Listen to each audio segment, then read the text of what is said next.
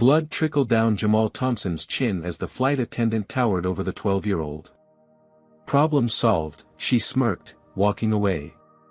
Nobody moved, except one man, quietly capturing everything on his phone. Judge Terrence Washington hadn't planned on becoming this child's unexpected savior today. Before we dive deeper into this shocking story, let me know where you're watching from in the comments. Hit that like button and subscribe if you want to see more stories of justice being served against racial discrimination. Trust me, you won't believe how this flight attendant's career comes crashing down after what she did to young Jamal. The Thompson family had been planning this trip for 3 years. Letitia Thompson, a dedicated nurse at Mercy Hospital, had worked double shifts and holidays, saving every extra penny for this moment. Her children, 12-year-old Jamal and 8-year-old Zora, had never been on an airplane before, let alone visited Disney World. This was supposed to be the vacation of their dreams. "Mom, are we really going to fly in the sky today?" Zora asked, her eyes wide with wonder as they waited at the boarding gate. Her small hands clutched a well-loved Princess Tiana doll, her favorite Disney character. Jamal tried to act cool, but Letitia could see the nervous excitement in his eyes.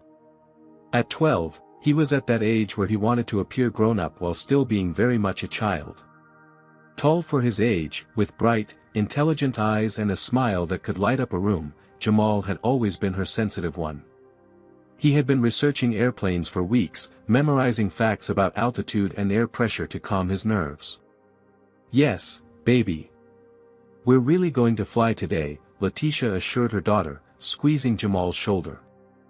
"And Jamal here knows everything about airplanes, don't you, son?" Jamal nodded, puffing his chest out slightly. "Did you know that most commercial airplanes fly at 35,000 feet? That's like 66 Empire State Buildings stacked on top of each other." "Wow!" Zora gasped, properly impressed. Letitia smiled, her heart full. This trip had cost them more than money. She'd missed school plays, parent-teacher conferences, and countless bedtime stories. But seeing her children's excitement made every sacrifice worth it. As they boarded Atlantic Skyways Flight 1382 to Orlando, Letitia couldn't help but notice how the flight attendant's smile disappeared when their boarding passes were scanned. Stephanie Donovan had been a flight attendant for 15 years, and she no longer bothered hiding her biases. The airline industry had changed, she often complained to colleagues. Too many budget travelers. Too many people who didn't understand proper airplane etiquette. Too many families with unruly children. But underneath these complaints lay something darker, something she kept slightly more hidden, though it influenced every interaction she had with passengers who didn't fit her preferred demographic. "Row 23, toward the back," she said curtly, barely looking at Letitia or her children. The Thompsons made their way down the narrow aisle, careful not to bump into seated passengers. When they reached their seats, Letitia helped Zora with her seatbelt before settling Jamal by the window, his preferred spot. "Look at those machines moving our luggage." Jamal pointed excitedly. His face pressed against the small oval window. "They're called ground support equipment. They can lift over 2,000 pounds at once." 2 rows ahead and across the aisle, a distinguished-looking man in his 60s glanced back at Jamal's enthusiastic commentary. Judge Terrence Washington smiled slightly, remembering when his own children had been that age. Now in his 32nd year on the federal bench, Washington was heading to Orlando for the National Conference of Federal Judges. He hadn't expected to be seated in economy class, an administrative error had canceled his first-class reservation, but he wasn't one to make a fuss about such things. As the boarding continued, Judge Washington noticed something odd. The same flight attendant who had been curt with the Thompson family was warmly welcoming white passengers, offering to help store luggage and providing pre-flight beverages to those in the first few rows. 30 minutes after takeoff, drink service began. Stephanie and another flight attendant named Marcus worked their way down the aisles with the beverage cart. Judge Washington observed as they served the first 15 rows, including his. He requested a simple water and received it with a professional smile from Stephanie. But when the cart passed the Thompson family, it continued to the next row without stopping. "Excuse me, miss?" Jamal raised his hand politely, the way he'd been taught to address adults. "I think you forgot us." Stephanie turned, her smile instantly vanishing. "We'll come back," she said, before turning away. But they didn't come back. The cart completed the service and returned to the galley. Letitia noticed her children watching other passengers enjoying their drinks. "It's okay," she whispered to Jamal, who looked confused. "I brought some juice boxes in my carry-on. We don't need their drinks." "But why didn't they stop for us, Mom?"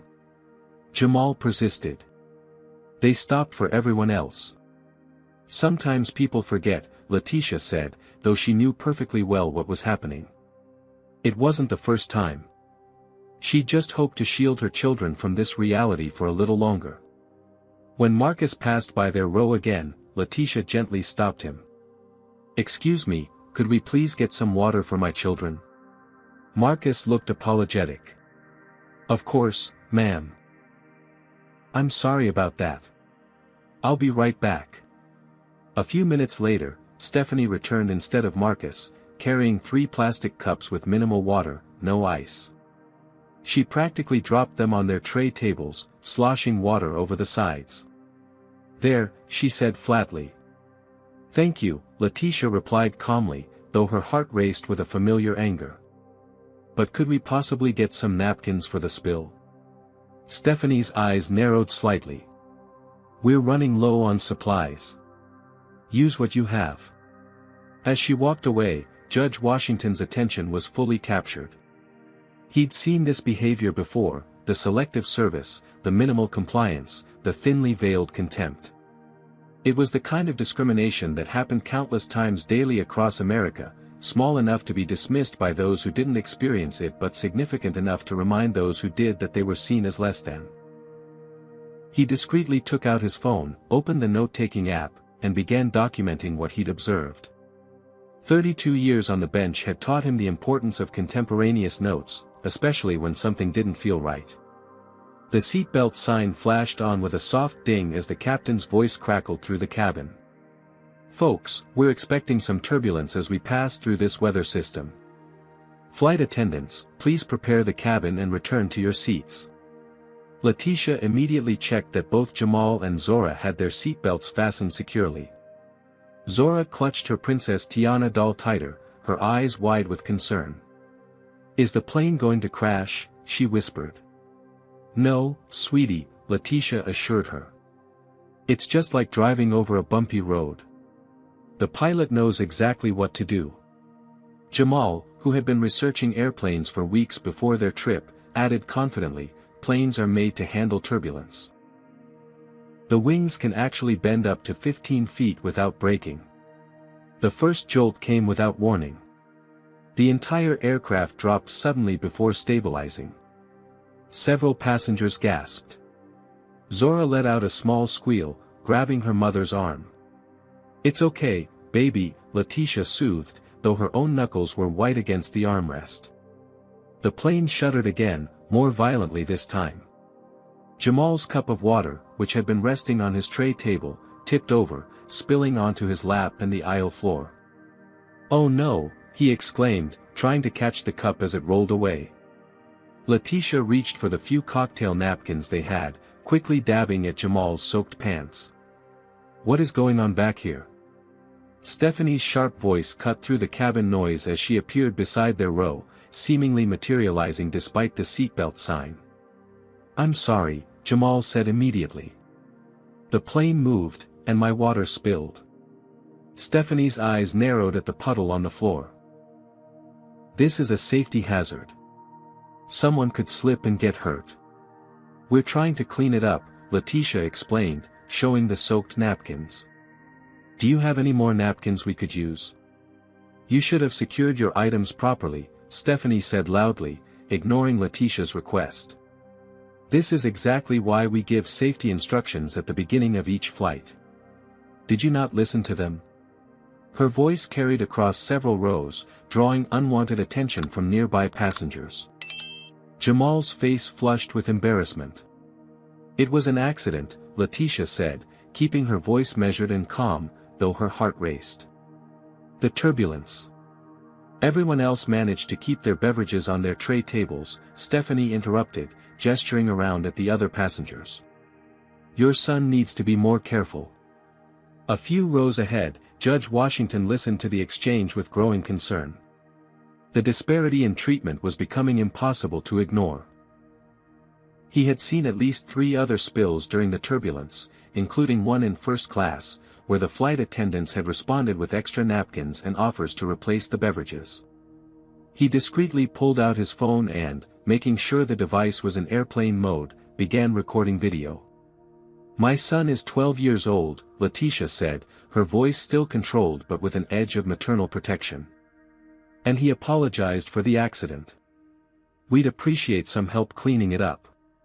Stephanie's posture stiffened. Are you causing a disturbance on this flight, ma'am? Because I need to remind you that interfering with a flight crew member's duties is a federal offense. The threat hung in the air. Letitia felt her mouth go dry. As a black woman, she knew exactly how quickly situations like this could escalate, how easily she could be labeled as aggressive or non-compliant. She'd seen the viral videos, read the stories. She thought of her children watching, learning. No disturbance, she said quietly. We'll handle it ourselves. Jamal looked at his mother, confusion and hurt in his eyes. He'd never seen her back down like this before. At school, when a teacher had made racially insensitive comments about his science project on famous black inventors, Letitia had scheduled a meeting with the principal and calmly but firmly addressed the situation. She'd always taught him to stand up for himself with respect and dignity. But here, 35,000 feet in the air, the power dynamics were different. Letitia could feel it, and it made her sick to her stomach. Mom, Jamal whispered after Stephanie finally walked away without providing any napkins, why was she so mean about an accident? When the lady in the blue dress up front spilled her drink, the other flight attendant gave her a whole stack of napkins and a new drink. Letitia's heart broke a little. She'd tried so hard to protect her children from these moments, to preserve their innocence and confidence a little longer. But Jamal was observant, always had been. Some people, she began carefully, treat others differently based on how they look. It's wrong, but it happens. What matters is how we respond, with dignity, always. But it's not fair, Jamal insisted, his voice rising slightly. Lower your voice, honey, Letitia cautioned. You're right, it's not fair. And there are times to stand up against unfairness. But right now, on this plane, we need to be strategic. We'll get to Disney World, have an amazing time, and not let anyone ruin our special trip. An older white woman across the aisle leaned over. You should teach your children to be more respectful to authorities, she said in a stage whisper. That flight attendant is just doing her job. Letitia didn't respond, giving the woman a brief, tight smile before turning back to her children. But the comment stung, reinforcing the unfair burden she carried, not just experiencing discrimination but being expected to accept it gracefully. Judge Washington continued recording discreetly. In his 3 decades on the bench, he presided over numerous civil rights cases, but witnessing this firsthand, away from the formality of his courtroom, hit differently. He made a mental note to request the passenger manifest later. Names would be important. Over the next hour, the pattern continued. When refreshments were served again, the cart rolled past the Thompson family without stopping. When Letitia politely asked for pretzels for her hungry children, Stephanie responded that they had run out, despite visibly serving another passenger the same snack minutes later. The microaggressions mounted. Stephanie's refusal to make eye contact with Letitia, the exaggerated sighs when Jamal asked a question, the warm smiles reserved for white passengers contrasted with the cold efficiency directed at the Thompsons. For Jamal, this treatment brought back painful memories from school. Last year, in 6th grade, he'd been the only black student selected for the advanced math program. His teacher, Mr. Bennett, had suggested in front of the class that perhaps Jamal had been included for diversity reasons, rather than merit, despite Jamal having the highest test scores in the grade. When Jamal had excelled in the program, consistently outperforming his peers, the teacher attributed it to natural athletic ability with numbers, rather than intelligence or hard work. Letitia had addressed that situation through proper channels, meeting with administrators and requesting a different teacher. But here, in this sealed metal tube hurtling through the sky, there were no channels to pursue, no managers to speak with, no way to remove her family from the situation. She fought an internal battle familiar to many black parents: stand up now and risk escalation that could traumatize her children and potentially lead to worse outcomes, or absorb the indignity temporarily to protect them, teaching resilience while acknowledging the unfairness later. For now, she chose the latter, whispering reassurances to her increasingly upset children, promising Disney magic just hours away. But with each passing minute, the tension in row 23 grew thicker, a pressure building toward an inevitable breaking point. 3 hours into the 5-hour flight, 8-year-old Zora tugged urgently at her mother's sleeve.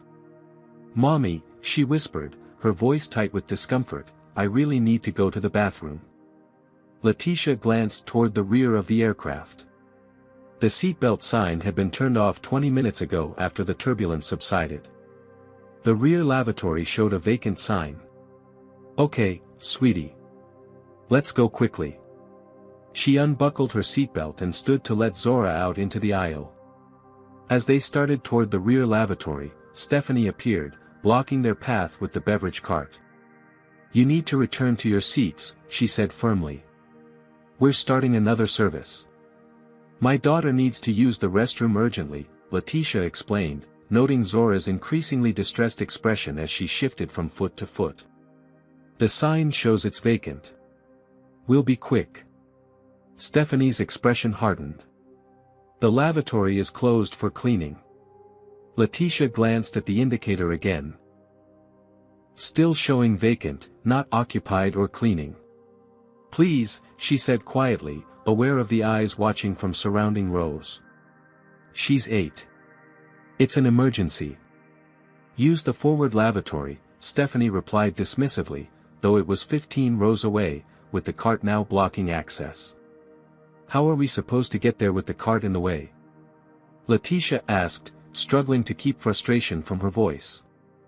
"You'll have to wait until we complete this service," Stephanie said with finality, turning her attention to serving another passenger. Zora whimpered softly, clutching her mother's hand. Letitia looked around desperately and spotted another flight attendant, Marcus, emerging from the forward cabin. "Excuse me," she called to him, waving slightly. "Could you help us? My daughter needs the bathroom urgently, but we can't get past the cart." Marcus approached, taking in the situation quickly.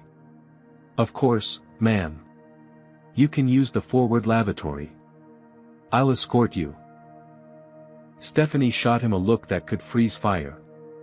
"I already told them to wait until we finish the service," she said through clenched teeth. "It's a child," Marcus replied quietly.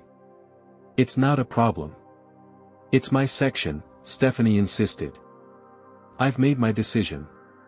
During this exchange, Zora's discomfort had become unbearable.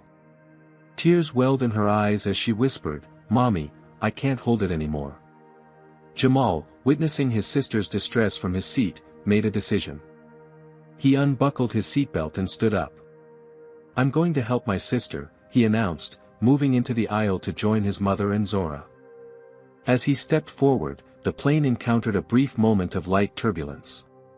Jamal, still unaccustomed to maintaining balance during flight, stumbled slightly, his shoulder inadvertently brushing against Stephanie's arm. What happened next occurred so quickly that later, when passengers gave their statements, accounts would vary on the precise sequence of events. But Judge Washington's video would capture it all. Stephanie's reaction was explosive and disproportionate. She spun around, her face contorted with anger. "Don't you dare push me," she shouted, loud enough for the entire cabin to hear. Before Letitia could intervene, before Jamal could stammer an apology, Stephanie shoved the 12-year-old boy backward with both hands. The force of her push, combined with the narrow confines of the aisle and the still-present beverage cart, sent Jamal crashing into the metal edge of the cart. There was a sickening crack as his jaw connected with the metal frame. Blood immediately spilled from Jamal's mouth as he collapsed to the floor of the aircraft. One of his teeth skittered across the aisle carpet. "Jamal!" Letitia screamed, lunging toward her son as Zora began wailing in terror. The cabin erupted in chaos. Several passengers jumped to their feet. Someone shouted for a doctor. A woman in row 25 screamed. The captain's voice came over the intercom, demanding to know what was happening. Through it all, Stephanie stood frozen, seemingly shocked by her own actions. Then, as Letitia cradled her bleeding son, the flight attendant's expression changed from shock to calculation. "He attacked me," she declared loudly, backing away. Everyone saw it. This child attacked a flight attendant. Marcus stared at her in horror. "Stephanie, that's not what happened. I saw the whole thing. He pushed me first," she insisted, her voice rising hysterically. "I was defending myself." Judge Washington continued recording, making sure to capture not just the aftermath but Stephanie's attempts to rewrite the narrative in real time. In his 3 decades on the bench, he had seen many people try to craft false narratives after committing harmful acts. The pattern was familiar: claim victimhood, establish an alternative story quickly and loudly, create doubt before evidence could be gathered. Letitia barely heard any of this. Her focus was entirely on Jamal, whose face was rapidly swelling, blood continuing to pour from his mouth. "Baby, look at me," she pleaded, her nurse training kicking in despite her terror. "Can you move your jaw?" Jamal tried and immediately cried out in pain, the sound muffled and wet with blood. "It's broken," Letitia realized aloud, her voice breaking. "His jaw is broken." Zora stood frozen, her bathroom emergency forgotten in the trauma of seeing her brother injured and bleeding. Silent tears streamed down her face as she clutched her Princess Tiana doll so tightly that later, Letitia would find that one of the doll's arms had been twisted backward. The captain's voice came over the intercom again, this time with grim authority. "Ladies and gentlemen, due to a medical emergency, we are diverting to Hartsfield-Jackson Atlanta International Airport. Flight attendants, prepare the cabin for landing. We'll be on the ground in approximately 20 minutes. As the announcement ended, Stephanie was already on the cabin phone, presumably speaking to the captain. Her gestures were animated, her expression righteously indignant. She was establishing her version of events with the flight crew.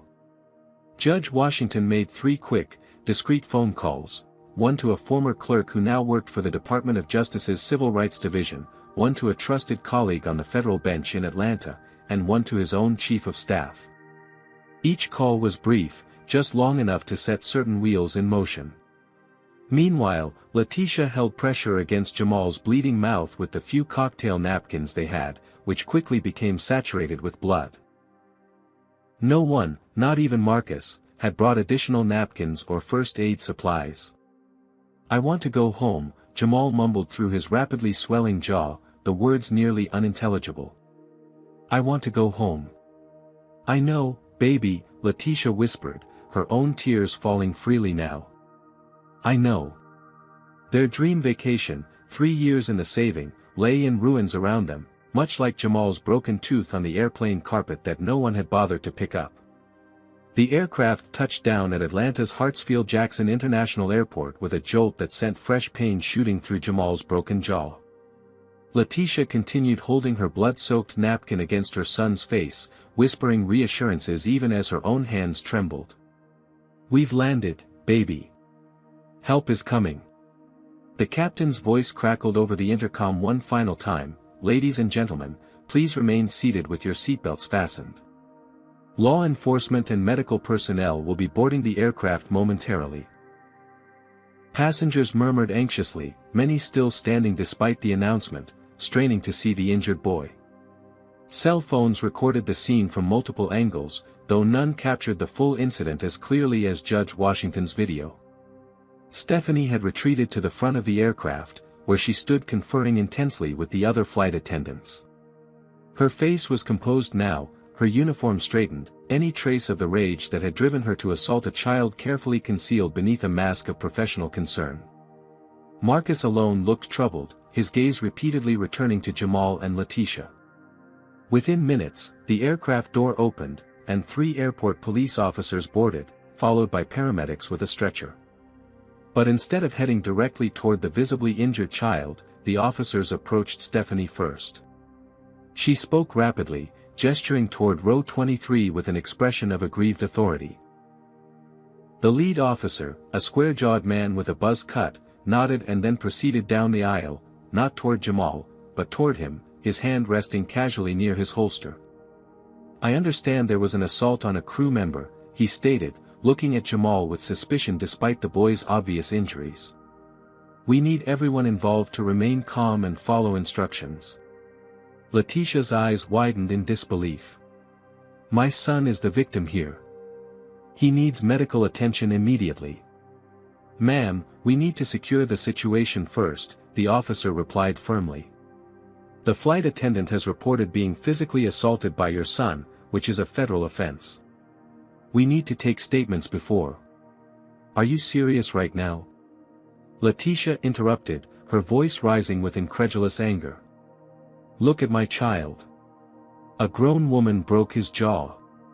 She assaulted him, not the other way around." The second officer, a younger man, moved his hand to his taser. "Ma'am, I need you to lower your voice and comply with our instructions."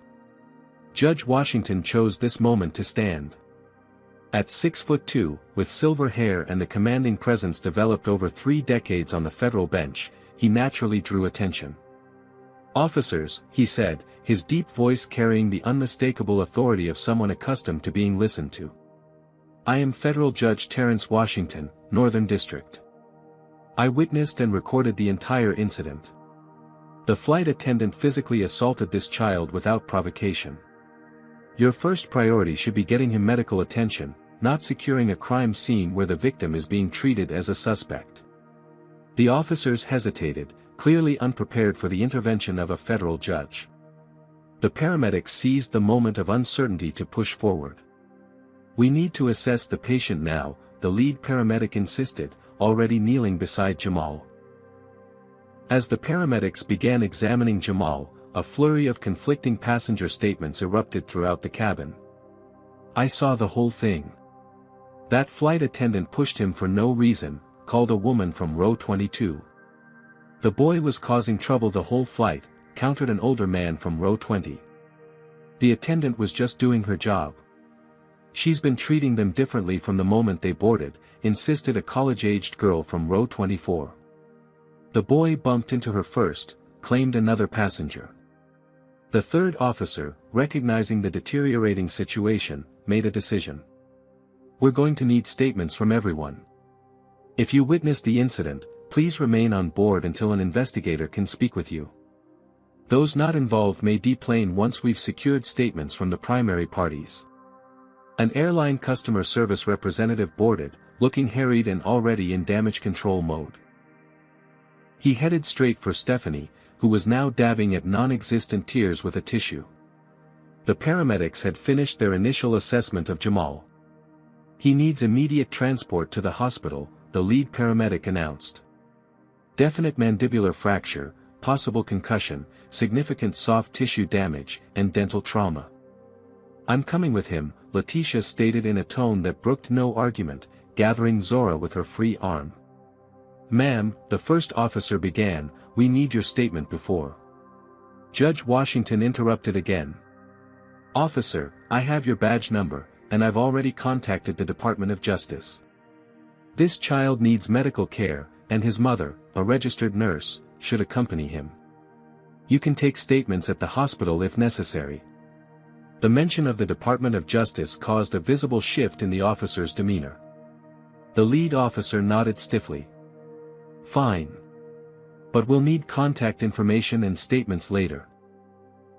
As the paramedics prepared to move Jamal onto the stretcher, the customer service representative approached Letitia with a carefully practiced expression of corporate concern.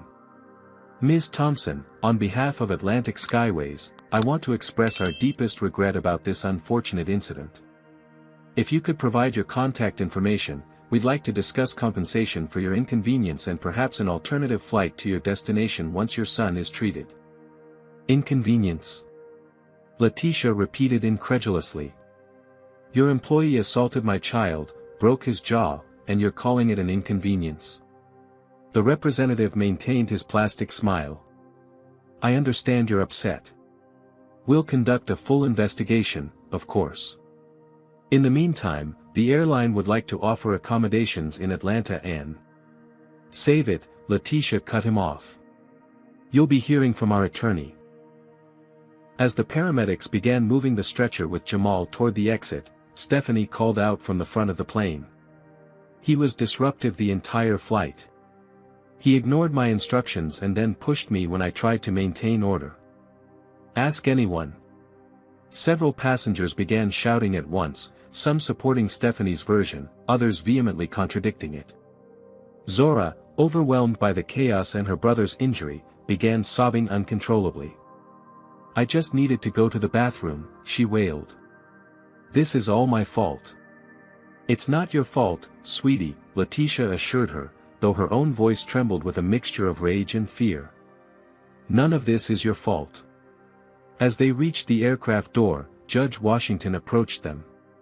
Ms. Thompson, he said quietly, showing her his business card.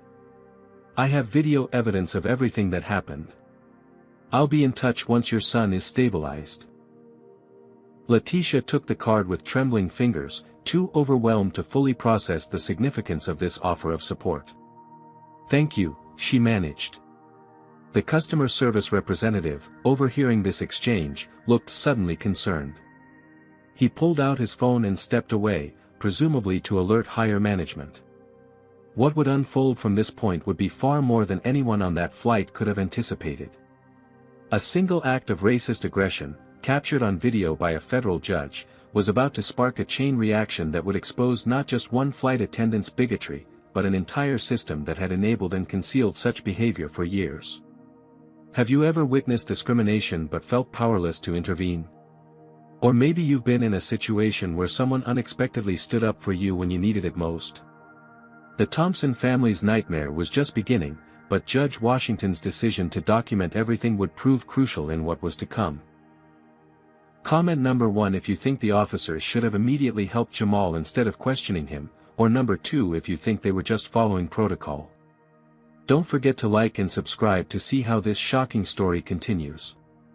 Would you have had the courage to speak up like Judge Washington did if you witnessed this injustice? The fluorescent lights of Grady Memorial Hospital's emergency department cast harsh shadows across Jamal's swollen face. He lay semi-conscious on a gurney, and delivering pain medication into his arm as medical personnel moved efficiently around him, preparing for emergency surgery. Letitia stood at his side, still in her travel clothes, her shirt stained with her son's blood.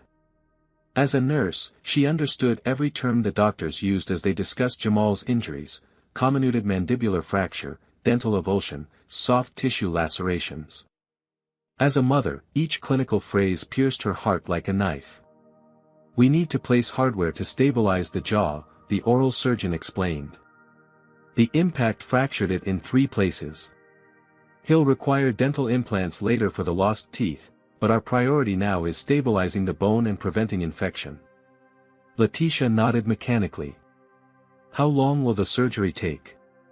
2 to 3 hours. He's young and otherwise healthy, which works in his favor. Zora sat in a nearby chair, her Princess Tiana doll clutched to her chest, eyes wide and frightened.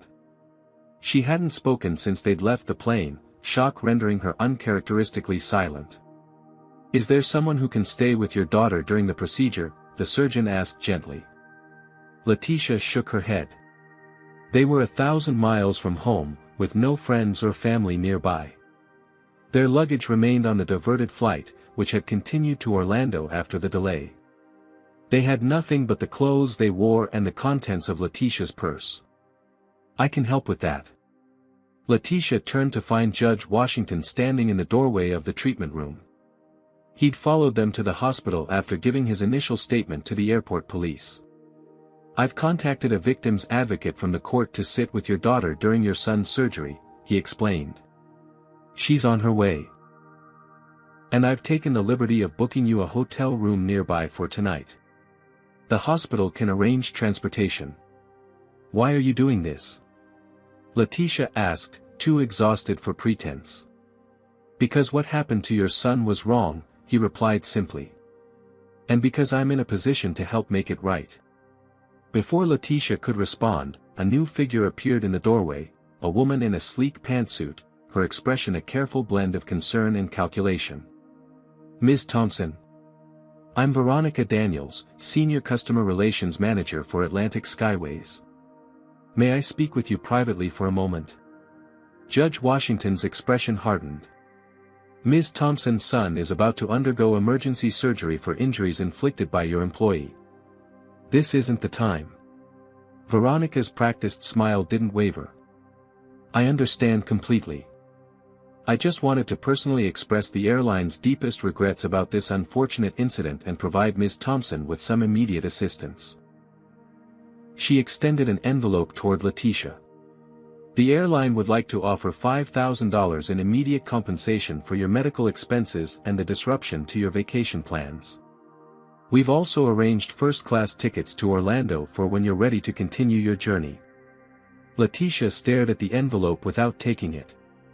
"We would, of course, require a standard release form," Veronica continued smoothly, producing a document from her briefcase. "Just confirming that you accept this compensation as resolution for today's regrettable events." Judge Washington stepped forward. "That document is a non-disclosure agreement combined with a liability waiver. By signing it, Ms. Thompson would forfeit her right to seek appropriate damages for her son's injuries and would be legally barred from discussing the assault publicly." Veronica's smile tightened. "Judge Washington, with all due respect, this is a private matter between our airline and our customer." "Your employee committed felony assault against a minor," he replied evenly. "That makes it considerably more than a customer service issue." A nurse appeared at the door. "We need to take Jamal to pre-op now." Letitia leaned down to kiss her son's forehead gently, avoiding his injured jaw. "Mommy loves you. I'll be right here when you wake up." Jamal's eyes fluttered, clouded with pain medication. "Are we still going to Disney?" he mumbled through swollen lips. The question broke something in Letitia. Tears she'd been holding back since the incident finally spilled down her cheeks. "We'll see, baby. Don't worry about that now." As the nurses wheeled Jamal away, Letitia turned back to Veronica. "My son has a broken jaw in 3 places. He's lost 2 teeth. He'll need months of recovery and probably years of dental work. And you're offering $5,000 if I promise never to tell anyone what your employee did to him?" She took a step closer to the airline representative. "My son did nothing wrong. Nothing. He was trying to help his little sister use the bathroom after your flight attendant refused to let us pass. And for that, she assaulted him, broke his jaw, and then immediately lied about what happened. Ms. Thompson, I understand you're upset. No, you don't understand at all. But you will. Now please leave. My son is in surgery, and I need to focus on him right now." Veronica hesitated, then placed her business card on a nearby table. "Please call me when you're ready to discuss resolution. Our offer won't remain open indefinitely." After she left, Judge Washington placed a gentle hand on Letitia's shoulder. "You made the right decision. That offer wasn't justice, it was damage control." "I can't afford a lawyer," Letitia admitted quietly. "I'm a single mother. I saved for 3 years for this vacation. I don't have money for legal battles with an airline." "You don't need to worry about that," Judge Washington replied. "I've contacted an attorney who specializes in civil rights cases. He's agreed to take your case pro bono." "Why would he do that?" "Because I showed him the video." Before Letitia could ask more questions, her phone rang. It was her supervisor from the hospital where she worked. Letitia, I just saw the news. There's a video going viral of a flight attendant attacking a black child. They're saying it's your son. Is that true? Letitia's stomach dropped. Yes, Janet. We were on our way to Disney World. The flight was diverted to Atlanta. Jamal's in surgery now. I'm so sorry, Janet said, her voice softening momentarily before shifting to a more professional tone. Look, I hate to add to your stress, but I need to know when you'll be back. We're short-staffed as it is, and I can only hold your shifts for so long. My son's jaw is broken in 3 places, Letitia repeated numbly. I have no idea when we'll be back. I understand it's a difficult situation, but you've already used most of your PTO for this vacation. Hospital policy only allows 3 days of emergency family leave without documentation. I'll get you documentation, Letitia promised, fighting to keep her voice steady. Good. And Letitia? The hospital board is concerned about the publicity. We've already received calls from reporters asking for comments about you and your son. As you know, our social media policy prohibits employees from making statements that might reflect negatively on the hospital. The implication was clear: don't make waves, or your job could be at risk. After ending the call, Letitia sat heavily in a chair beside Zora, who had finally fallen asleep, exhausted by trauma and tears. They're threatening my job, she whispered to Judge Washington.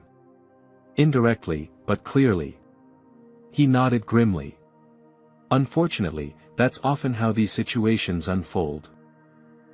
The moment victims speak up, systems mobilize to silence them. A victim's advocate arrived, a kind-faced woman named Darlene who agreed to watch Zora while Letitia dealt with the mounting crisis. Judge Washington led Letitia to a quiet corner of the waiting room. There's something else you should know. The video of the incident is spreading online, but some early news reports are framing it problematically. They're using your son's school photo alongside Stephanie Donovan's professional headshot, and some outlets are repeating her claim that Jamal was disruptive and initiated physical contact. He showed her a news alert on his phone from a major network: incident on Atlantic Skyways flight, attendant injured in altercation with juvenile passenger. How can they report it like that? Letitia demanded. She broke my son's jaw. Because Stephanie gave a statement immediately, and Atlantic Skyways has a public relations department working overtime. But there's hope. Social media videos from passengers are challenging the official narrative, and I've contacted someone who can help shift the momentum. As if on cue, a tall black man in a perfectly tailored suit strode into the waiting room, radiating confidence and purpose. Judge Washington, he greeted, shaking the older man's hand before turning to Letitia. Ms. Thompson, I'm attorney Darius Foster. I understand your son has been the victim of a serious assault. I want you to know that I'm here to ensure he receives justice. Letitia looked between the two men, overwhelmed. I appreciate the offer, but as I told Judge Washington, I can't afford. My services are pro bono, Foster interrupted smoothly. Judge Washington and I go back many years. He was my mentor when I clerked for him after law school. More importantly, I've seen the video, and what happened to your son is not just an assault, it's a civil rights violation. He gestured to the empty chair beside Letitia. May I? When she nodded, he sat and continued, his voice both professional and compassionate. Here's what you need to know. Atlantic Skyways is already building a defense for their employee. They'll claim Jamal was disruptive, that Stephanie acted in self-defense, or that the contact was accidental. They'll dig into your past and Jamal's, looking for anything they can use to discredit you. There's nothing to find, Letitia said firmly. My son is an honor student. I'm a registered nurse with no criminal record. That's good, but it doesn't matter as much as you might think. They'll twist innocent facts into damaging narratives. Did you know that hospital staff has already been treating Jamal differently? Letitia frowned. What do you mean? I observed it on my way in. White children with less severe injuries are being treated in private rooms. Jamal was in a curtained bay in the main emergency area. The nurse assigned to him has checked on him half as frequently as patients in those private rooms. These are the subtle ways bias manifests in systems, ways that are often invisible unless you're looking for them. Letitia nodded slowly, unsurprised. She'd seen similar patterns in her own hospital. What I need from you right now, Foster continued, is permission to act as your legal representative. That means I can speak to the media on your behalf, interface with the airline, and begin building our case. What case, exactly? Civil assault and battery against Stephanie Donovan personally. Civil rights violations against Atlantic Skyways for creating and tolerating a discriminatory environment. And a separate action against the airport police for their handling of the situation. Judge Washington added, Attorney Foster is being modest. He's won 3 major civil rights cases against corporations larger than Atlantic Skyways. He knows exactly how to navigate these waters. Before Letitia could respond, her phone buzzed with a notification. It was an email from Jamal's school principal. Dear Ms. Thompson, it began. We've become aware of an incident involving Jamal that has received media attention. While we support our students, we're concerned about potential disruption when classes resume. We'd like to discuss alternative learning arrangements until this situation resolves. Letitia stared at the screen in disbelief. They want to keep him out of school because he was assaulted? Because it might disrupt things? Foster wasn't surprised. It's another system protecting itself rather than the victim. May I? He held out his hand for the phone, and when Letitia handed it over, he read the email thoroughly. This is actually helpful for our case, he said after a moment. It demonstrates the cascading harm from the initial assault. Educational disruption, emotional distress, social isolation. He returned the phone and leaned forward, his expression intensely serious. Ms. Thompson, what happened to your son was not an isolated incident. It was the product of systemic biases that allowed Stephanie Donovan to feel empowered to act that way.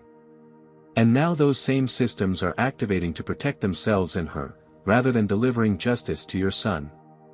Letitia looked toward the surgical wing where her son lay unconscious, his face broken, his vacation ruined, his school already pushing him away. What do we do now? She asked quietly. Now, Foster said with calm determination, we fight back. But this won't be quick or easy. The airline has already offered a settlement because they know they're vulnerable. But they'll escalate before they capitulate. Are you prepared for that? Letitia thought of Jamal's excitement about their trip, his resilience in the face of previous injustices, his confusion and pain on that airplane. She thought of Zora, traumatized by witnessing violence against her brother. Yes, she said firmly. I'm prepared. Foster nodded, satisfied with her resolve. Then let's get started. As they began discussing strategy, none of them noticed a man in a business suit watching them from across the waiting room, speaking quietly into his phone, an Atlantic Skyways executive, already reporting back to the airline's crisis management team about the new development. Federal Judge Terrence Washington had brought in attorney Darius Foster, and the Thompson family wasn't going to be silenced with a quick payoff and a non-disclosure agreement. The battle lines were being drawn, and what had begun as a simple family vacation was evolving into something much larger. A fight for justice that would expose not just one flight attendant's actions, but an entire industry's pattern of discrimination. 5 days after the incident, attorney Darius Foster stood on the steps of the federal courthouse in Atlanta, microphones clustered before him like metal flowers. Behind him stood Letitia Thompson, her face a careful mask of dignity despite her exhaustion. Jamal remained in the hospital, his jaw wired shut, unable to speak or eat solid food. Today, we have filed charges against Stephanie Donovan for felony assault of a minor, Foster announced to the assembled press. Additionally, we have initiated a civil rights lawsuit against Atlantic Skyways for fostering a discriminatory environment that emboldened Ms. Donovan to commit this unconscionable act of violence against a 12-year-old child. Questions erupted from the journalists. Is it true the boy pushed the flight attendant first? How much are you seeking in damages? What evidence do you have of discrimination? Foster raised a hand for quiet. We have irrefutable video evidence showing Ms. Donovan physically assaulting Jamal Thompson without provocation. This video, captured by federal judge Terrence Washington, who witnessed the entire incident, contradicts the false narrative initially put forward by Atlantic Skyways. He gestured to Letitia. Ms. Thompson would like to make a brief statement. Letitia stepped forward, her voice steady despite her inner turmoil.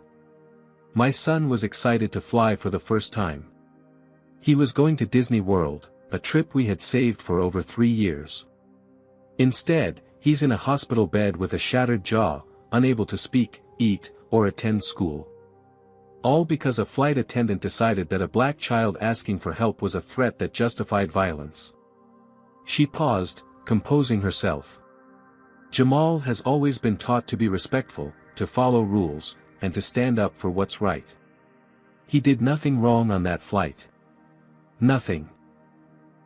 I'm pursuing this case not just for my son, but for every child who has been treated unjustly because of the color of their skin. As they fielded more questions, a sleek town car pulled up to the curb. A team of impeccably dressed individuals emerged, Atlantic Skyways legal representation, led by Harold Winters, a senior partner at one of the country's most prestigious corporate defense firms. Mr. Foster, Winters called, approaching the press conference with cameras swiveling to capture this unexpected confrontation. Atlantic Skyways remains deeply concerned about the unfortunate incident involving the Thompson family. We would welcome the opportunity to discuss an appropriate resolution without the need for protracted litigation.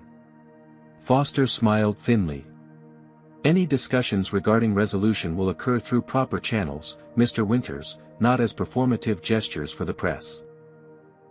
My client has already rejected your initial offer because it failed to acknowledge the gravity of what occurred. We're prepared to increase our offer substantially, Winters pressed. And to implement additional crew training to prevent similar incidents. This isn't about money, Letitia interjected, unable to contain herself. This is about justice for my son and accountability for a system that allowed him to be assaulted. The confrontation made for dramatic footage that dominated news cycles throughout the day. Public opinion, initially divided based on incomplete information, began shifting as Judge Washington's video was partially released on major networks, showing clearly that Jamal had not initiated any aggression. Behind the scenes, the legal machinery ground into motion with ruthless efficiency. Atlantic Skyways investigators began compiling a dossier on the Thompson family. They discovered that Letitia had once filed for bankruptcy after her ex-husband abandoned the family, leaving her with medical bills from Zora's premature birth. They noted that Jamal had been sent to the principal's office twice in 5th grade for talking back to a teacher who had made racially insensitive comments. They documented social media posts where Letitia had expressed support for Black Lives Matter. None of these facts were remotely relevant to what had occurred on Flight 1382, but the airline's legal team prepared to use them to paint a picture of a financially motivated plaintiff with an anti-authority son and political biases. Meanwhile, Foster's team made discoveries of their own. Through careful investigation and confidential sources within Atlantic Skyways, they uncovered a disturbing pattern. Stephanie Donovan had been the subject of 27 passenger complaints over the past 5 years, many specifically alleging discriminatory treatment toward passengers of color. Each complaint had been dismissed or buried by airline management.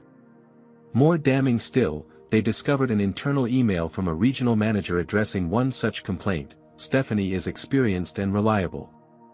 These accusations of bias are impossible to prove and not worth the hassle of formal investigation. Handle it with the usual customer service voucher and move on.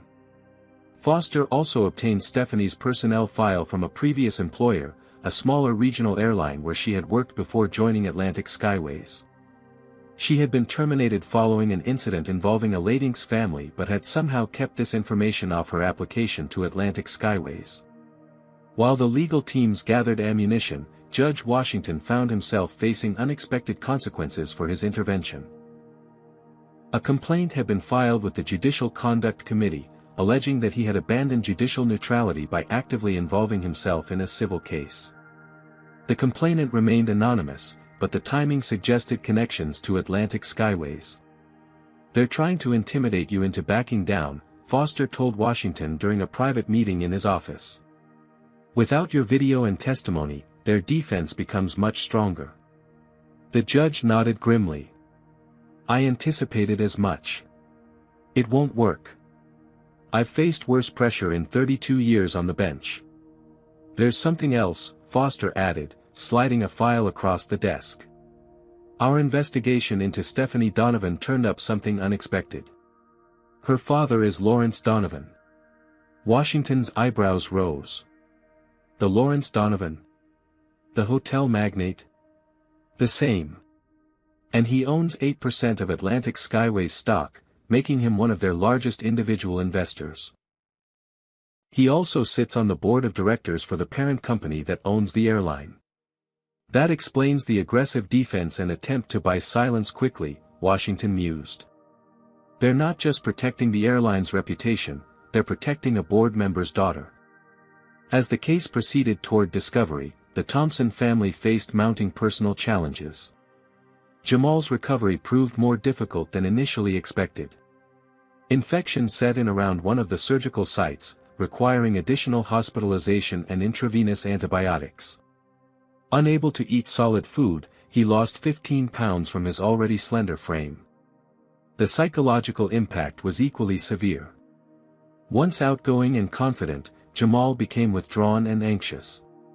He communicated through a whiteboard, but often went days barely writing anything. Nightmares disrupted his sleep, leaving him exhausted and depressed. Zora, traumatized by witnessing the assault on her brother, developed separation anxiety. She refused to leave Letitia's side, even to go to the bathroom, triggering painful memories of the incident that had started it all. Letitia, meanwhile, received notification that she had been placed on unpaid leave pending review of her compliance with hospital absence policies. The message was clear: pursuing the case against Atlantic Skyways might cost her the career she had built over 15 years. Their home in Charlotte became a target as well. Anonymous threats arrived by mail. Someone spray-painted racial slurs on their garage door. A brick shattered their living room window in the middle of the night. When Foster learned of these incidents, he immediately arranged for the family to move to a secure apartment building with 24-hour security, paid for by his firm. "This is how they operate," he explained to Letitia. "They can't attack your case directly because the evidence is too strong, so they're trying to pressure you into giving up." "I won't give up," Letitia assured him, though her eyes reflected the toll these weeks had taken. "But I'm worried about my children." Foster nodded sympathetically. "I understand. Which is why I have some good news. The FBI Civil Rights Division has agreed to open an investigation into the incident as a potential hate crime." "The FBI? Isn't that unusual for what the airline is calling a customer service incident?" "Entirely unusual, which is why it's significant. They've reviewed Judge Washington's complete video and determined there's sufficient evidence to investigate whether Jamal's civil rights were violated through an act of racially motivated violence." This development changed the dynamics dramatically. Atlantic Skyways found itself facing not just civil litigation but potential federal criminal implications. Their stock price dropped 12% in a single day when the FBI investigation made headlines. Stephanie Donovan, who had been placed on administrative leave with pay immediately following the incident, suddenly found her position more precarious. The airline, initially steadfast in her defense, began creating distance between themselves and her actions. Then came a breakthrough that would transform the case entirely. A former Atlantic Skyways flight attendant named Melissa Chen contacted Foster's office. She had worked with Stephanie for 3 years before resigning in protest over the toxic culture she had witnessed. Stephanie bragged about how she could treat certain passengers however she wanted because her father would protect her, Chen revealed during her deposition. She specifically targeted families of color, especially those who appeared to be flying for the first time or seemed unfamiliar with airline procedures. Chen provided text messages between crew members discussing Stephanie's behavior and management's willful blindness toward it. In one exchange, a supervisor wrote, "Just keep Stephanie away from the diversity training. Last time she asked questions that nearly got us all fired." Most damning of all, Chen revealed that Atlantic Skyways had an internal classification system for passengers, visible only to crew members on their tablets. Passengers were categorized by frequent flyer status, but also by what the airline called service optimization factors, a euphemism for demographic information including race, apparent income level, and English proficiency. "We were trained to provide appropriately tailored service, based on these factors," Chen explained. In practice, that meant first-class treatment for certain passengers and bare minimum service for others, particularly people of color traveling in economy. This revelation transformed what had appeared to be an individual act of racism into evidence of systemic discrimination, exactly what Foster had suspected from the beginning. As these discoveries leaked to the media, public outrage intensified. A grassroots boycott of Atlantic Skyways gained momentum, with prominent celebrities and business leaders publicly canceling their corporate accounts with the airline. The airline's initial strategy of attacking Jamal's character backfired spectacularly when his school released a statement supporting him.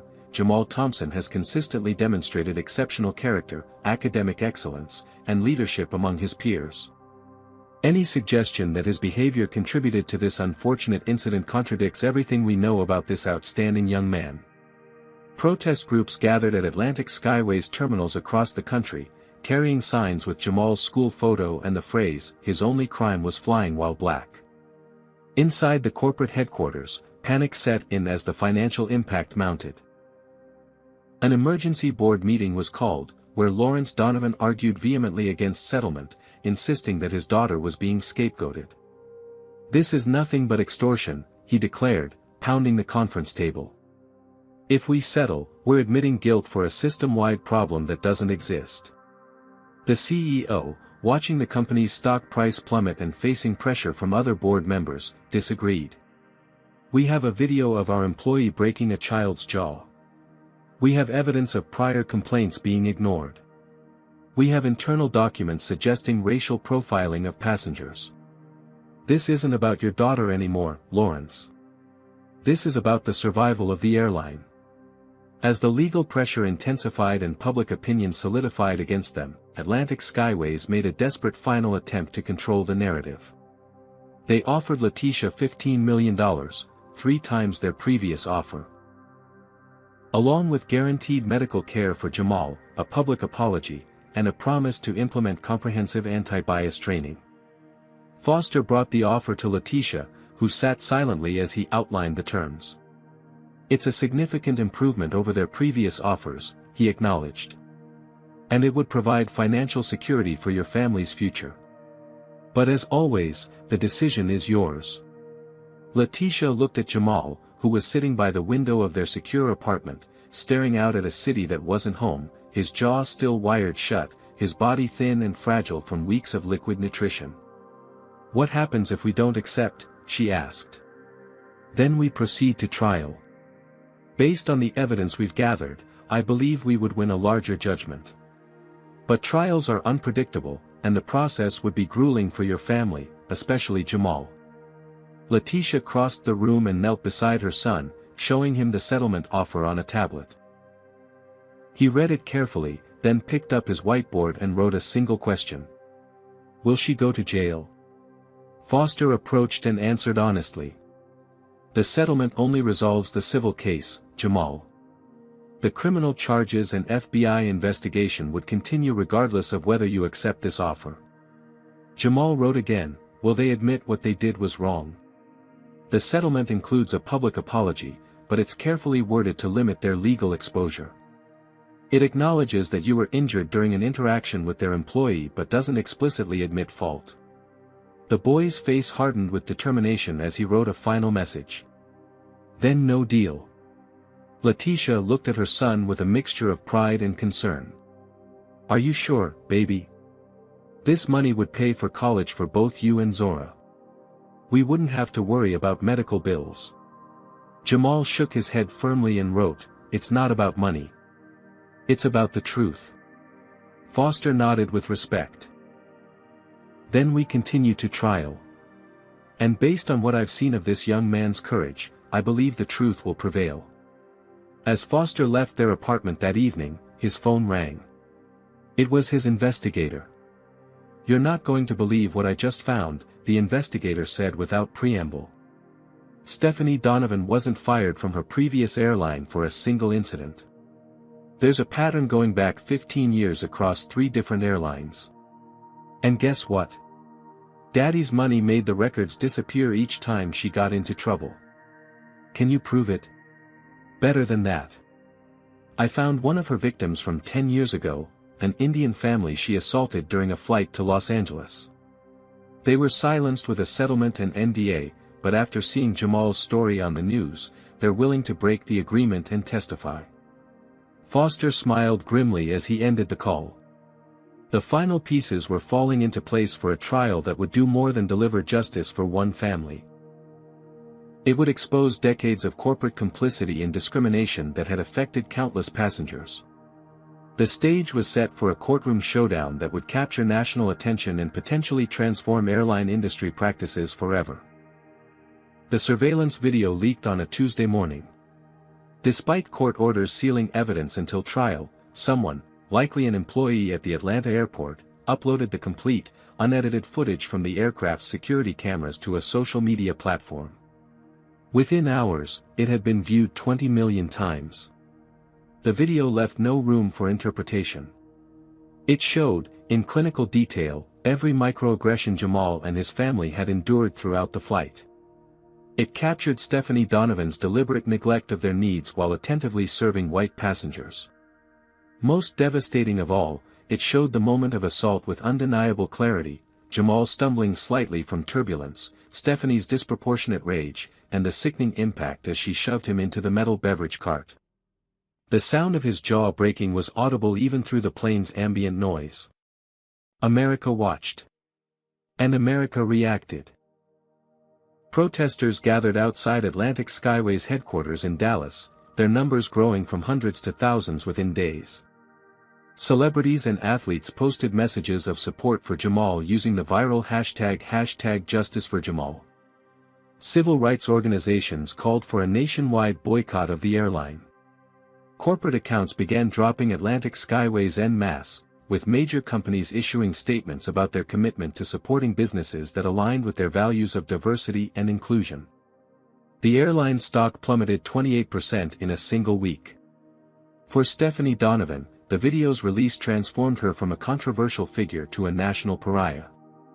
Recognized in a grocery store, she was confronted by angry shoppers who followed her to her car, recording her on their phones while chanting, "Child abuser." Her home address was doxed online, forcing her to temporarily relocate. Her father, Lawrence Donovan, found his hotel empire facing collateral damage as protesters targeted his properties with boycotts and negative reviews. Business associates distanced themselves, canceling long-standing partnerships and joint ventures.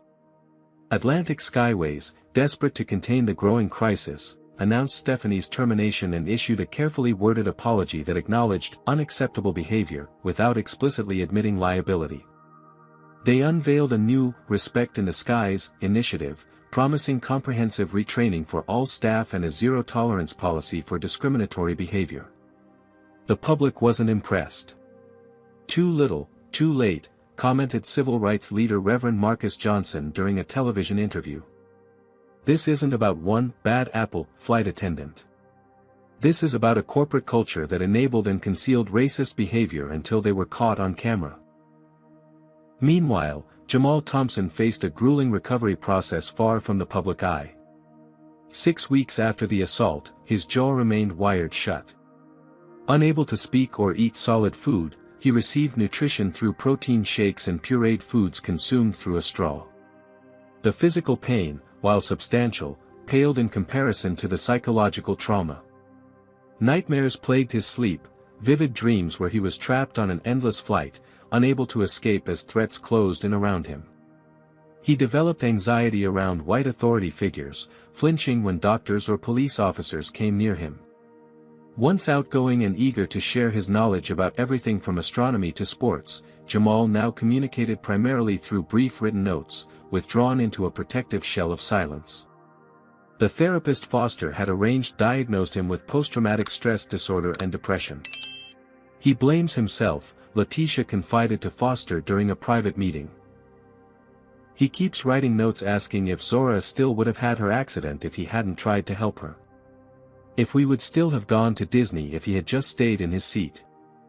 Foster shook his head sadly. Self-blame is common among trauma victims, especially children. They try to make sense of senseless acts by assuming responsibility. It gives them the illusion of control. How do I help him understand it wasn't his fault? Therapy is crucial, but so is seeing justice done. Children have an innate sense of fairness. Seeing Stephanie Donovan held accountable may help Jamal process what happened to him. Letitia's own struggles mounted as well. Her hospital officially terminated her employment, citing excessive unexcused absences, despite Foster's efforts to invoke family medical leave protections. The loss of income, combined with mounting medical bills not covered by their insurance, created financial pressure that added to her stress. The media attention brought unwelcome intrusions into their lives. Reporters camped outside their secured apartment building. Tabloids published speculative articles about Letitia's past, including her divorce and bankruptcy. Conservative commentators questioned her motives, suggesting she had coached Jamal to provoke the incident for financial gain. Most painful of all was the impact on 8-year-old Zora. Once bubbly and outgoing, she now suffered from severe separation anxiety, refusing to leave her mother's side even momentarily. She developed a fear of public restrooms, associated with the traumatic catalyst of the incident. Night terrors disrupted her sleep, leaving her exhausted and irritable during the day. Her school performance, previously excellent, plummeted. Teachers reported that she couldn't focus in class and burst into tears when asked about her brother or their aborted Disney trip. The child psychologist diagnosed her with secondary trauma. Psychological injury sustained not from direct harm but from witnessing harm to a loved one. Both of my children are suffering, Letitia told Judge Washington during his visit to their apartment. And for what? Because we dared to fly while black? Because Jamal asked for a drink? Because Zora needed to use the bathroom? For nothing, the judge replied solemnly. There is no justification, no explanation that makes any sense of what happened to your family. But there can be accountability, and through that, perhaps some healing. The Thompson family's ordeal had triggered something larger than themselves. As news of the case spread, other victims of Stephanie Donovan began coming forward, breaking non-disclosure agreements to share similar experiences of discrimination and mistreatment. Melissa Rodriguez described how Stephanie had berated her family for speaking Spanish during a flight in 2019, threatening to have them removed from the aircraft for making other passengers uncomfortable. Dr. Amir Patel revealed that Stephanie had deliberately spilled hot coffee on his elderly mother during a flight in 2017, then claimed it was turbulence despite the smooth flying conditions. When he complained to the airline, he was offered vouchers and a non-disclosure agreement. James Washington, no relation to the judge, shared how Stephanie had accused his 14-year-old son of stealing another passenger's headphones in 2020, subjecting him to a humiliating public search despite the actual owner later finding them in an overhead bin. His family received a settlement and signed an NDA. Each story followed the same pattern: discriminatory treatment, clear racial targeting, complaints to the airline, and then settlements contingent on silence. A pattern that had allowed Stephanie to continue her behavior unchecked for years, protected by her father's influence and the company's desire to avoid negative publicity. Foster's investigation revealed another disturbing aspect of Atlantic Skyways operations, an internal program called passenger profile optimization. Supposedly designed to enhance customer experience, the system flagged passengers based on factors including race, apparent socioeconomic status, and English proficiency, guiding crew members on how to appropriately allocate attention and resources. In practice, this created a two-tier service model: preferential treatment for white, affluent-appearing passengers and minimal service for everyone else, particularly passengers of color traveling in economy class. The discovery of this program transformed the Thompson case from an individual incident of assault to evidence of systemic discrimination institutionalized within corporate policy.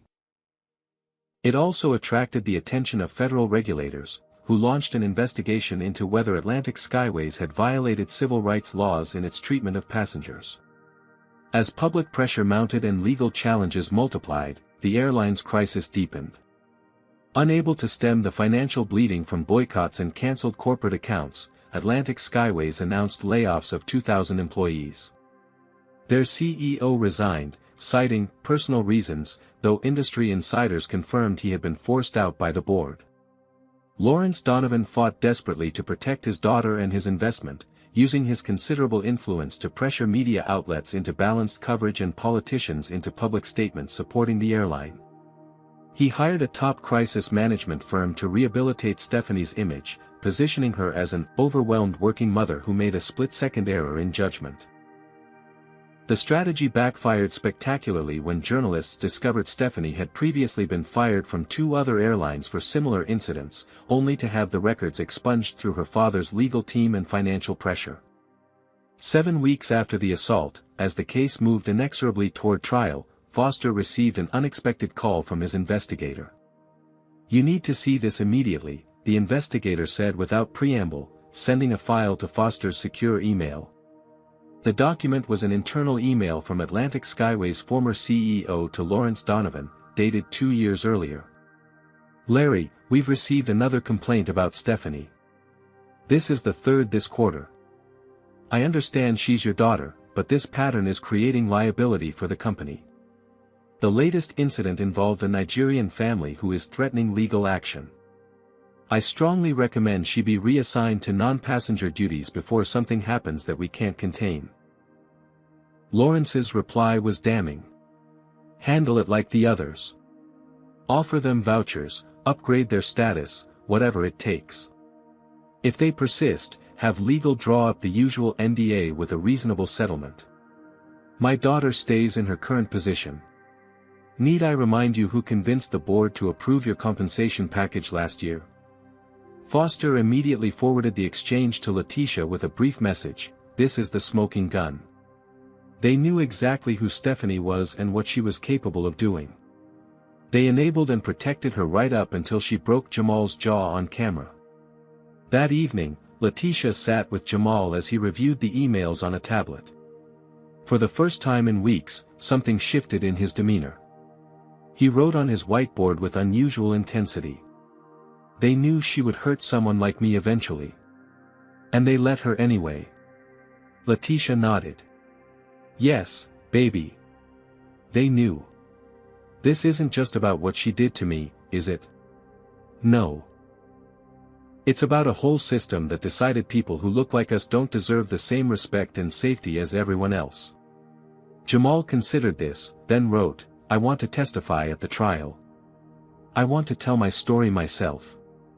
Letitia felt a complex surge of emotion, pride in her son's courage, fear for the trauma of reliving the experience publicly, hope that speaking his truth might help him heal. "Are you sure? It will be difficult. She'll be there in the courtroom." Jamal nodded firmly, writing, "I'm not afraid of her anymore. I'm angry at the people who gave her power knowing she would abuse it." As the trial date approached, Atlantic Skyways made one final, desperate attempt to prevent the case from reaching the courtroom. They offered a settlement of $25 million, more than 5 times their previous offer. Along with a public admission of fault, a commitment to completely restructure their training protocols, and the resignation of 3 board members, including Lawrence Donovan. Foster presented the offer to Letitia without recommendation. "This decision must come from you and Jamal," he said. "The amount is substantial, enough to secure your family's future for generations. But money cannot buy justice, and only you can decide what justice looks like in this case." Letitia discussed the offer with Jamal, who had recently had his jaw unwired but still spoke carefully through residual pain. His first words after weeks of silence had been, "Are we still going to Disney?" The innocence of the question, contrasted with all they had endured, had brought Letitia to tears. "We can end this now," she told him, explaining the settlement offer. "We can try to put it behind us and rebuild our lives. Or we can go to trial and make sure the whole story is told publicly. It's your choice, Jamal. You're the one who was hurt the most." Jamal thought carefully before answering. "If we take the money and stay quiet, will it stop her from hurting someone else?" Letitia hesitated. "Stephanie has been fired. She probably won't work as a flight attendant again. But what about all the other Stephanies?" Jamal asked, wisdom beyond his years in his eyes. "What about all the other airlines with the same policies? What about the next black kid who just wants to help his sister?" His decision was clear. They would proceed to trial. The surveillance video leaked on a Tuesday morning. Despite court orders sealing evidence until trial, someone, likely an employee at the Atlanta airport, uploaded the complete, unedited footage from the aircraft's security cameras to a social media platform. Within hours, it had been viewed 20 million times. The video left no room for interpretation. It showed, in clinical detail, every microaggression Jamal and his family had endured throughout the flight. It captured Stephanie Donovan's deliberate neglect of their needs while attentively serving white passengers.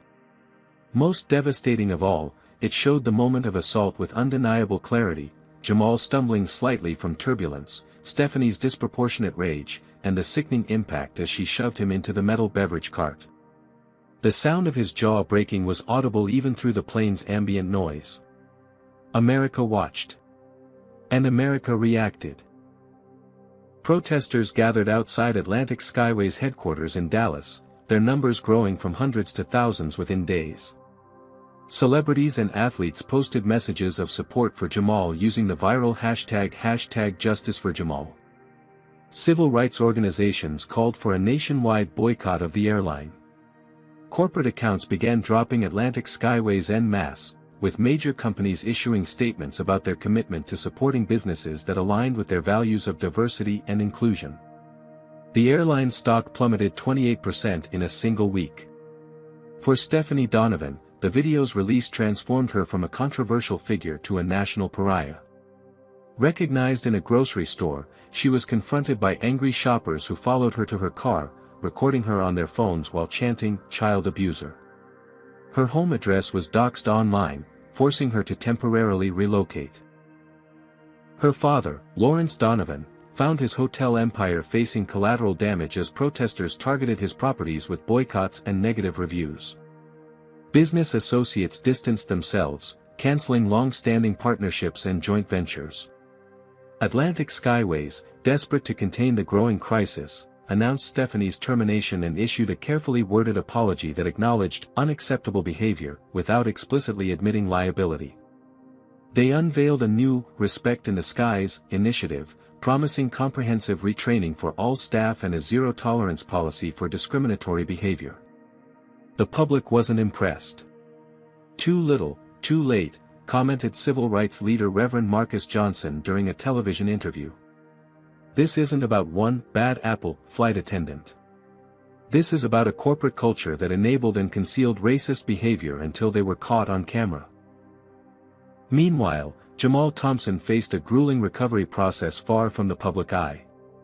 6 weeks after the assault, his jaw remained wired shut. Unable to speak or eat solid food, he received nutrition through protein shakes and pureed foods consumed through a straw. The physical pain, while substantial, paled in comparison to the psychological trauma.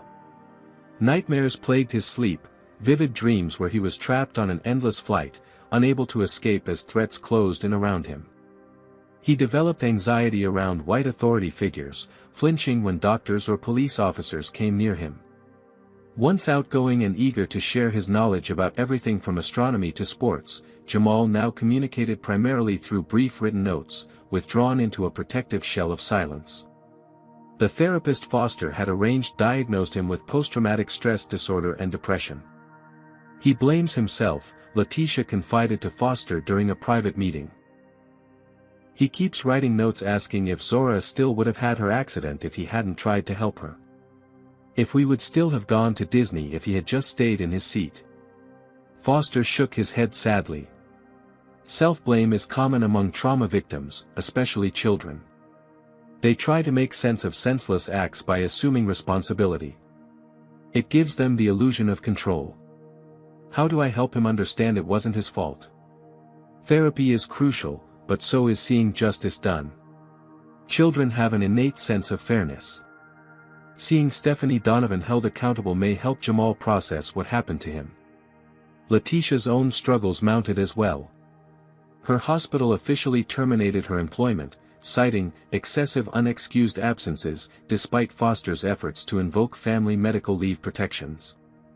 The loss of income, combined with mounting medical bills not covered by their insurance, created financial pressure that added to her stress. The media attention brought unwelcome intrusions into their lives. Reporters camped outside their secured apartment building. Tabloids published speculative articles about Letitia's past, including her divorce and bankruptcy. Conservative commentators questioned her motives, suggesting she had coached Jamal to provoke the incident for financial gain. Most painful of all was the impact on 8-year-old Zora. Once bubbly and outgoing, she now suffered from severe separation anxiety, refusing to leave her mother's side even momentarily. She developed a fear of public restrooms, associated with the traumatic catalyst of the incident.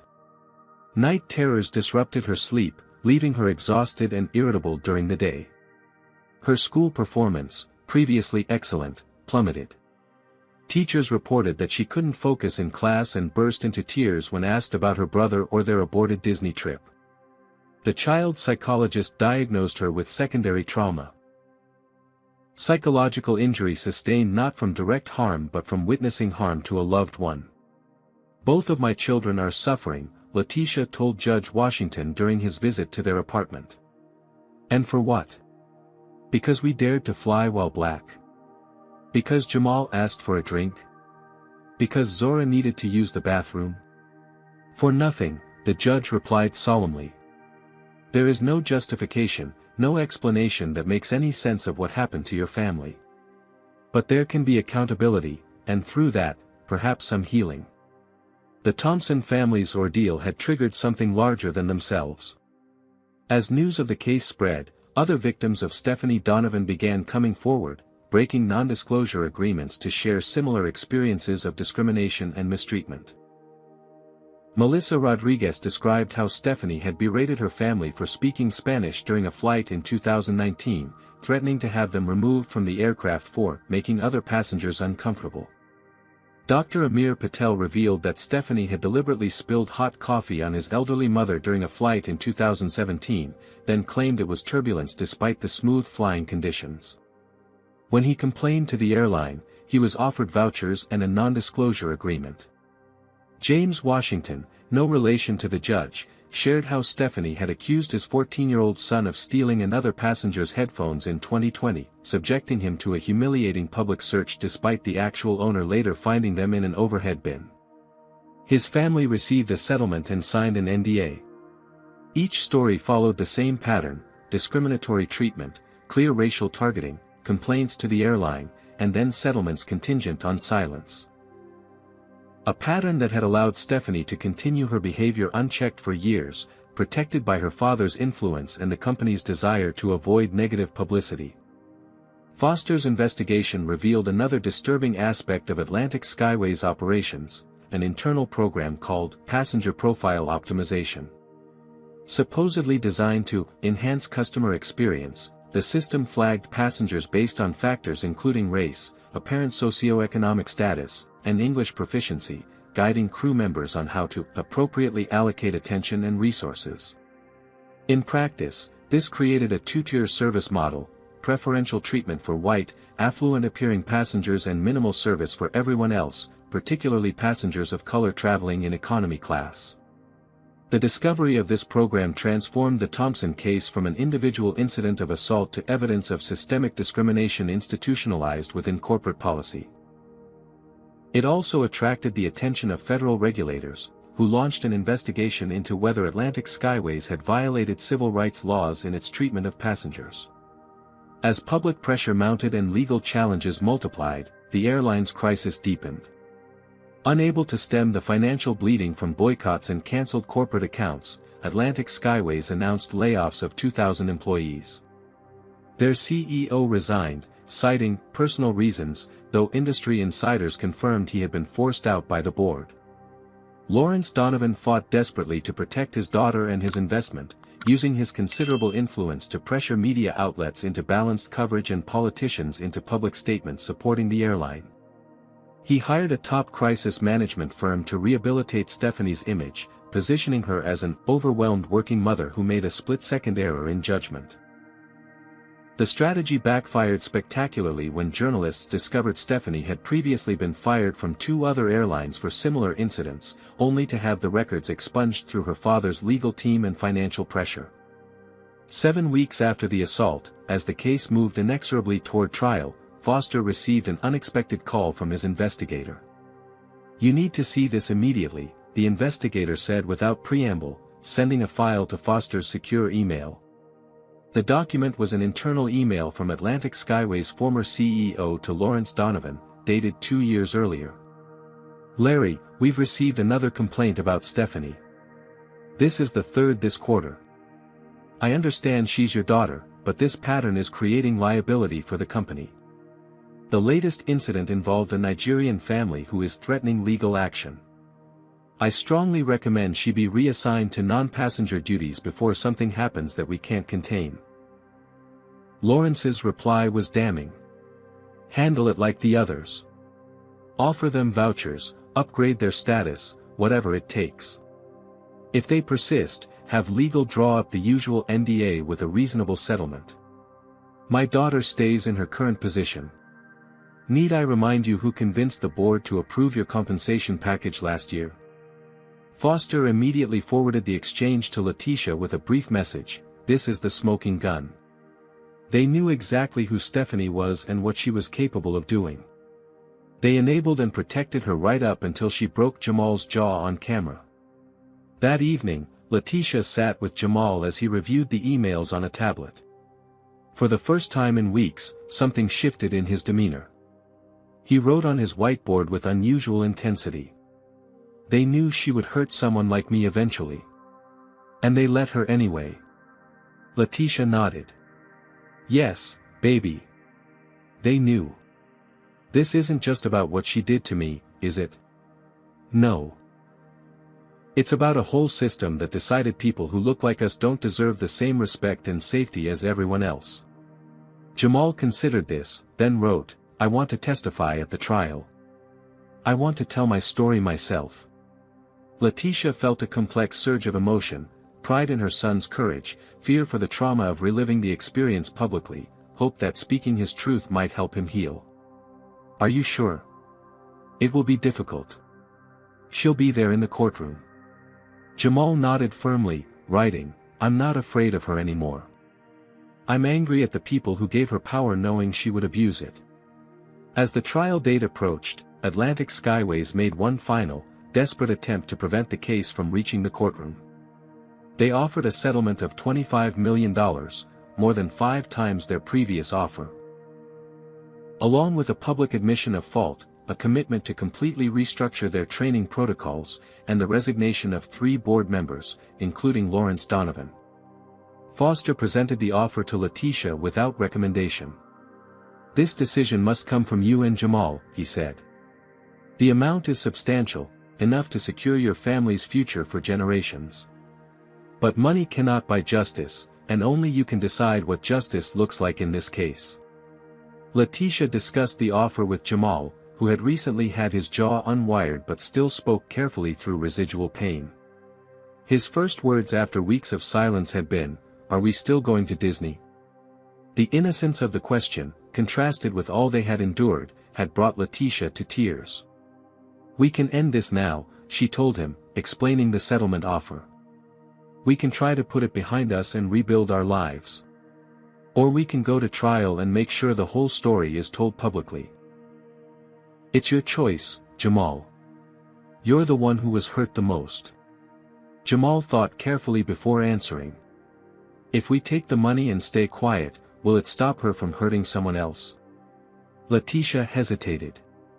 Stephanie has been fired. She probably won't work as a flight attendant again. But what about all the other Stephanies? Jamal asked, wisdom beyond his years in his eyes.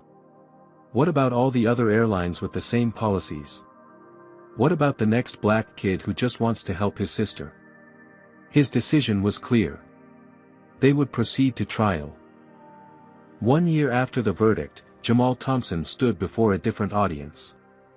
No longer in a courtroom but in the auditorium of his new school in Charlotte, he addressed his fellow students with the confidence of someone who had found his voice through adversity. Before I was assaulted, I didn't fully understand what racism looked like, he told the rapt audience of middle schoolers. I knew it existed from history books and my mom's warnings, but I thought it was mostly about people saying mean things or not getting invited to parties. I didn't understand how it could be built into systems and policies in ways that aren't always visible until they hurt you. The assault that had broken his jaw had also broken open a national conversation. The record-setting verdict against Atlantic Skyways had sent shockwaves through the airline industry and beyond, forcing companies to examine their own practices and policies. The Thompson family had indeed received justice, though the path had not been straightforward. Atlantic Skyways initially appealed the verdict, but facing bankruptcy from the massive judgment and the continuing boycott of their services, they ultimately negotiated a settlement, payment of the full compensatory damages, a reduced but still substantial punitive award, and most significantly, a commitment to structural reforms monitored by an independent civil rights commission. Stephanie Donovan had not escaped accountability. Found guilty of felony assault on a minor with hate crime enhancements, she had been sentenced to 4 years in prison. Her father's influence, once sufficient to erase consequences for her actions, had crumbled in the face of irrefutable video evidence and public outrage. Lawrence Donovan had been forced to resign from Atlantic Skyways' board of directors and had sold his ownership stake at a significant loss.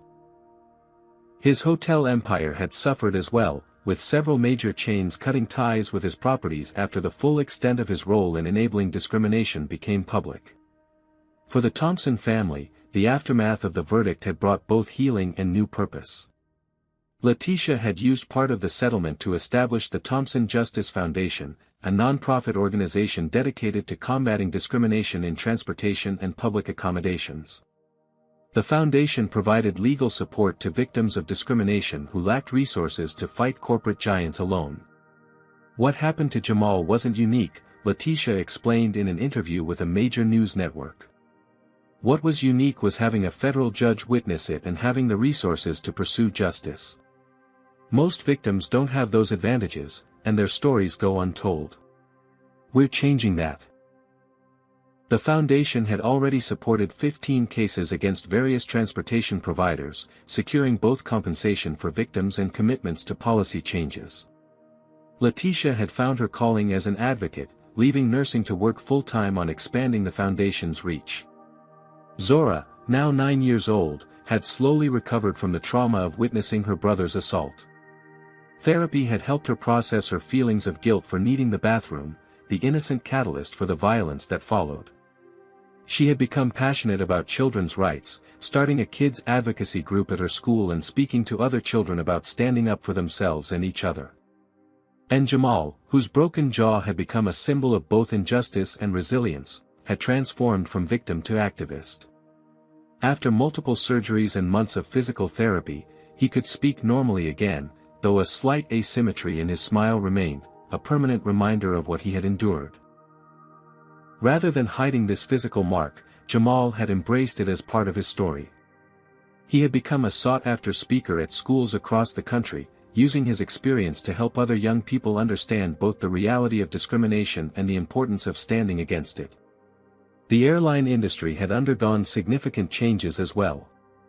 The Federal Aviation Administration, prompted by the revelations from the Thompson case, had launched investigations into discriminatory practices at major carriers. New regulations required airlines to provide detailed data on passenger complaints involving potential discrimination and to implement verifiable training programs for all customer-facing staff. A congressional hearing on discrimination in commercial aviation had featured testimony from multiple former passengers who had experienced treatment similar to the Thompson families. Many had previously been silenced by non-disclosure agreements but came forward after courts ruled that NDAs could not legally prohibit testimony about potential civil rights violations. Judge Terrence Washington, whose documentation had been crucial to securing justice, had been appointed by the president to lead a new judicial task force on transportation discrimination, examining how federal courts could better address systemic inequities in public accommodations. Atlantic Skyways, once a major carrier, had emerged from bankruptcy as a smaller, restructured company with entirely new leadership and a public commitment to being the industry leader in equitable service. Whether this commitment represented genuine change or merely rebranding remained to be seen, but the financial consequences of their previous practices had sent an unmistakable message to the entire industry. 6 months after the verdict, the Thompson family had finally taken their Disney World vacation. Guests of honor at an all-expenses-paid VIP experience arranged by the theme park, which had reached out after learning of their story. Photos of Jamal and Zora beaming beside their favorite Disney characters had gone viral, a heartwarming coda to a story that had begun with violence and pain. On the anniversary of the verdict, Letitia sat in the auditorium watching her son speak to his peers, marveling at his poise and wisdom beyond his 13 years. "The most important thing I learned," Jamal told the students, "is that change happens when people refuse to be silent. One person speaking the truth can start a movement. And sometimes, justice doesn't just mean making things right for yourself, it means making things better for everyone who comes after you." After his presentation, a student asked what advice he would give to kids who experience discrimination. Jamal thought carefully before answering. "Document everything. Find allies who will stand with you. Know that it's not your fault. And remember that your worth isn't determined by how others treat you, it's something no one can take away." As the school day ended, the Thompson family gathered outside. They had a flight to catch, ironically, their first time flying together since the assault. Jamal had insisted he was ready, that facing this fear was important to his continued healing. As they boarded, the flight attendant greeting passengers instantly recognized Jamal from news coverage. "It's an honor to have you on our flight," she said sincerely. "Your courage changed our industry." Settling into their seats, Letitia noticed something different on the safety card in her seat back pocket. Alongside the usual instructions about oxygen masks and exit rows was a new section. Commitment to equitable service, with a clear statement that all passengers were entitled to respectful treatment regardless of race, gender, religion, or ability, along with information on how to report any concerns. This small addition, now standard on all major airlines, was just one of countless ripple effects from what had become known simply as the Thompson case. A single act of discrimination, captured on video and pursued relentlessly through the justice system, had forced a reckoning that extended far beyond one flight attendant or one airline. As their plane taxied for takeoff, Zora clutched her Princess Tiana doll, a new one, as the original had been damaged beyond repair during the traumatic day of Jamal's assault. The symbolism wasn't lost on Letitia, damaged but replaced, carrying the memory of trauma but not defined by it. Jamal looked out the window at the ground crew preparing for departure. "Did you know," he said, resuming his old habit of sharing random facts, "that airplanes are the safest form of transportation? The odds of being in an accident are 1 in 11 million. Letitia smiled, hearing in this simple statement something profound, her son's determination to reclaim joy, knowledge, and normalcy from the shadow of trauma. To fly again, literally and figuratively. The verdict had brought justice, the settlement had brought security, but this moment, Jamal excited about flying again, Zora clutching her doll without fear, both children moving forward with resilience and purpose, this was healing. As the plane lifted into the sky, Letitia thought about the long journey they had traveled since that fateful flight. From victim to advocate, from trauma to testimony, from broken to rebuilt, never the same, but somehow stronger. What had begun with a flight attendant's act of racism had transformed into a movement for accountability and change. And while one family's story had captured national attention, the true measure of its impact would be in the countless untold stories, the discriminatory encounters that would never happen because systems had been changed, the children who would be treated with dignity because one boy and his mother had refused to be silenced. Justice, Letitia reflected, was not just about punishment for wrongdoing. It was about transformation, of individuals, institutions, and society itself. The broken pieces of their lives had been reassembled into something purposeful and powerful, a mosaic more beautiful and meaningful than what had existed before. As the plane reached cruising altitude, the captain's voice came over the intercom, "Ladies and gentlemen, we've reached 35,000 feet. You're free to move about the cabin." Free. The word resonated with layers of meaning for the Thompson family. Free from fear. Free from silence. Free to move forward into a future they were helping to shape. It had been a long, painful journey from that moment when Jamal's blood dripped onto an airplane carpet to this moment of soaring above the clouds. But through it all, they had held on to the truth, and in the end, that truth had not only set them free but had helped liberate countless others as well. What do you think about the Thompson family's fight for justice? Would you have had the courage to refuse the settlement offers and push for a full trial like they did? Comment below with your thoughts. Don't forget to like, subscribe, and share this story if you found it inspiring. Justice isn't always swift, but as Jamal's story shows, speaking truth to power can create lasting change that benefits many. Thanks for watching, and remember, one voice speaking truth can start a movement that transforms an entire industry. This powerful story illuminates how racism operates not just through individual actions but through systems designed to protect perpetrators and silence victims. Jamal's experience shows that discrimination often goes unchallenged because institutions prioritize reputation over accountability. The Thompson family teaches us that standing firm in the truth, even when faced with intimidation and lucrative settlements, can create change beyond one's personal circumstances. True justice isn't merely punishing wrongdoers but transforming broken systems.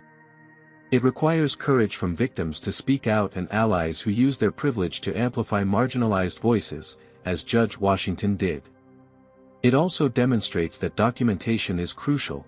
Without evidence, discrimination is easily denied or diminished. Perhaps most importantly, this story reveals that healing from racial trauma doesn't mean forgetting or minimizing what happened. For Jamal, healing meant reclaiming his voice, converting pain into purpose, and ensuring his suffering created safer spaces for others.